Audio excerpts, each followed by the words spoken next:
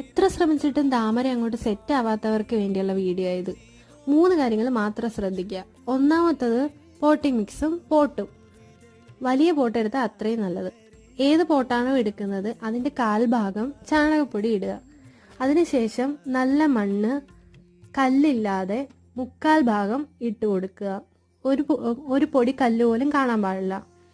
പിന്നെ ഇതുപോലെ വെള്ളം ഒഴിച്ച് മുകളിലത്തെ ഭാഗം മാത്രം ഒരു ലെയർ മാത്രം ഒന്ന് കുഴച്ച് ചെളിയായിട്ട് എടുക്കുക.